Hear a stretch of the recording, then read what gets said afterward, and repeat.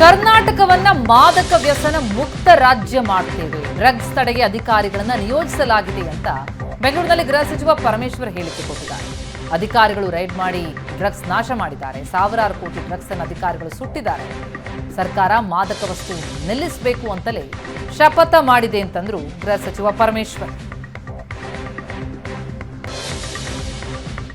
ನಾವು ಡ್ರಗ್ಸನ್ನು ನಿಲ್ಲಿಸಬೇಕು ಅಂತೇಳಿ ಈಗಾಗಲೇ ಒಂದು ಶಪಥ ಮಾಡಿದ್ದೇವೆ.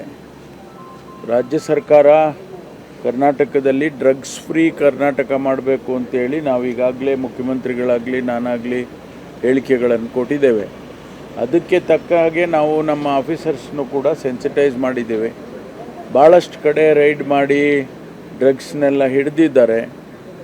ಸಾವಿರಾರು ಕೋಟಿ ರೂಪಾಯಿ ಡ್ರಗ್ಸ್ಗಳನ್ನೆಲ್ಲ ಹಿಡಿದು ಸುಟ್ಟಾಕಿ ಇದೆಲ್ಲ ಪ್ರಕ್ರಿಯೆ ನಡೀತಾನೇ ಇದೆ. ಆದರೂ ಕೂಡ ಇಂಥದ್ದು ನಡೆಯುತ್ತೆ ಪ್ರಕರಣಗಳು ಅಂತೇಳಿ ಅದಕ್ಕೆ ಗೊತ್ತಾಗಿದ್ದ ತಕ್ಷಣ ರೈಡ್ ಮಾಡಿದ್ದಾರೆ. ಇದನ್ನು ಹತ್ತಿಕ್ಕುವಂಥ ಕೆಲಸವನ್ನು ಪೊಲೀಸ್ ಮಾಡುತ್ತೆ ಯಾವುದೇ ಕಾಲಕ್ಕೆ.